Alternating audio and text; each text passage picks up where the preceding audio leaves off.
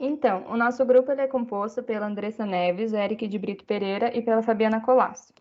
A gente escolheu um artigo que fala sobre a combinação da genotipagem STR e SNP para a distinção de javalis, porcos domésticos e seus híbridos para fins forenses.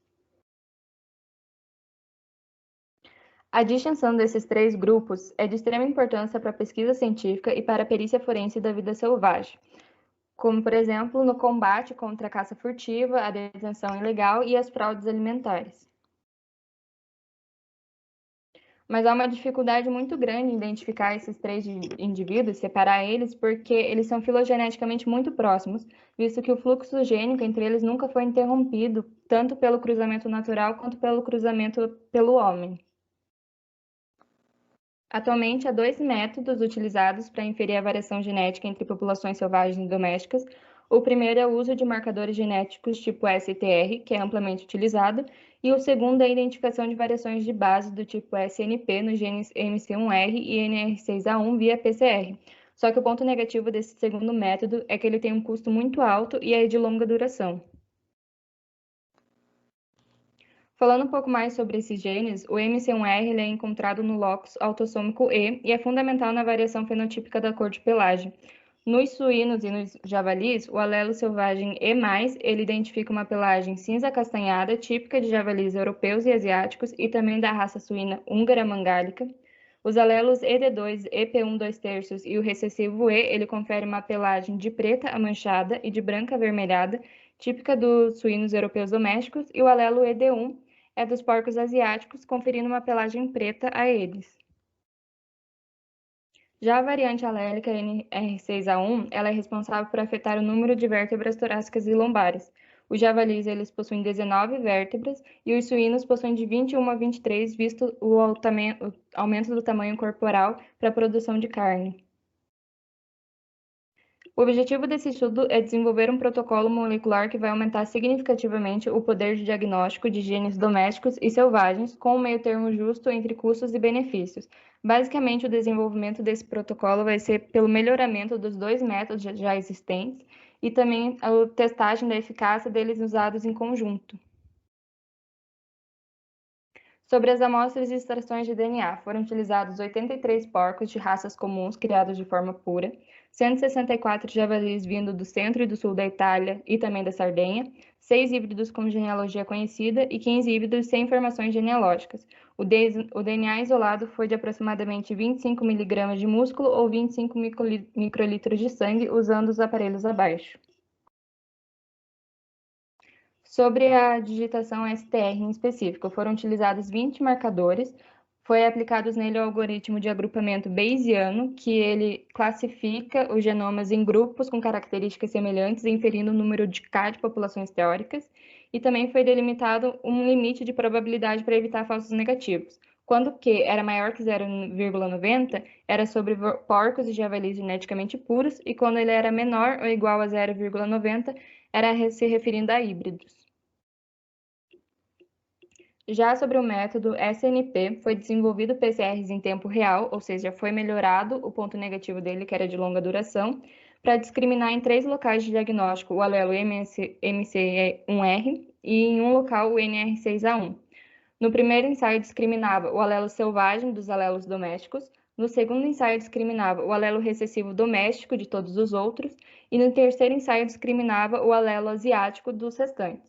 Já no quarto ensaio de PCR, foi desenvolvido com base no polimorfismo C para T de NR6A1. O alelo C era encontrado em javalis europeus, porcos nativos ibéricos e asiáticos, já a mutação de C para T era encontrada em porcos domésticos europeus. Em relação aos resultados dos métodos.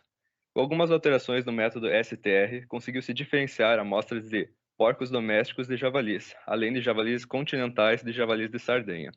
Os resultados poderão ser confirmados pela genealogia de híbridos com histórico genealógico conhecido. O método SNP foi capaz de detectar homo ou heterozigose nos alelos, podendo assim discernir javalis de porcos e seus híbridos. Também foi constatado que genes de porcos asiáticos são inexistentes ou insignificantes na composição genética de suínos italianos. No geral, os resultados dos múltiplos métodos analisados de forma integrada foram muito mais precisos do que usados de forma separada. Como já se sabia, os pools de genes das formas selvagens e domésticas de Sus-acrófas são apenas parcialmente separados, uma vez que a domesticação nunca impediu que o fluxo gênico bidirecional natural e mediado por humanos ocorresse. Isso pode, portanto, ser um desafio identificar geneticamente seus híbridos, e às vezes também é difícil distinguir os táxons parentais. A morfologia frequentemente não revela qualquer indício de hibridização, e nem um fenótipo de tipo selvagem que realmente dê garantia de que se trata de um javali puro. Ao aplicar os dois sistemas genéticos, o número de híbridos que foi encontrado, ou seja, positivos, no conjunto de dados de suínos aumentou de 0% usando o MC1R individualmente, 24% NR6A1, 24% STRs para 36%. Os resultados comparáveis foram obtidos para javalis de referência, para os quais a porcentagem de positivos aumentou de 2,4% STR, 10% NR6A1 e 16% MC1R a 25% sob a abordagem combinada. Em relação às amostras de campo,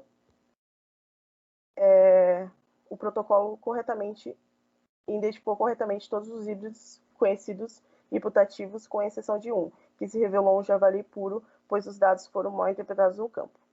A genotipagem de STR detectou menos híbridos do que o esperado se compararmos aos resultados de NR6A1 e genes MC1R. Isso ocorreu porque os painéis de STR detectam eventos de hibridização com eficiência recente, mas com maior dificuldade, e também não detectam os híbridos da geração posterior.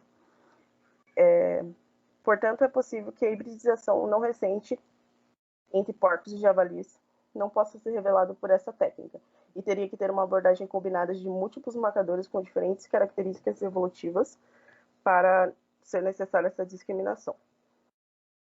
Os resultados do estudo mostrou que uma abordagem combinada de múltiplos marcadores moleculares é eficaz na discriminação genética entre javalis e porco doméstico, atribuindo genótipos individuais um ao outro.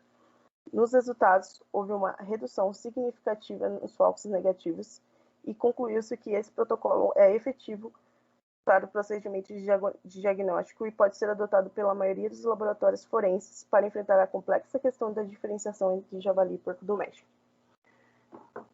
Segundo a opinião do grupo, é um ótimo estudo, ele foi realizado de maneira correta, seguindo todos os passos essenciais, e o estudo é de grande importância para a perícia forense, que auxilia no combate à caça ilegal e às fraudes alimentares.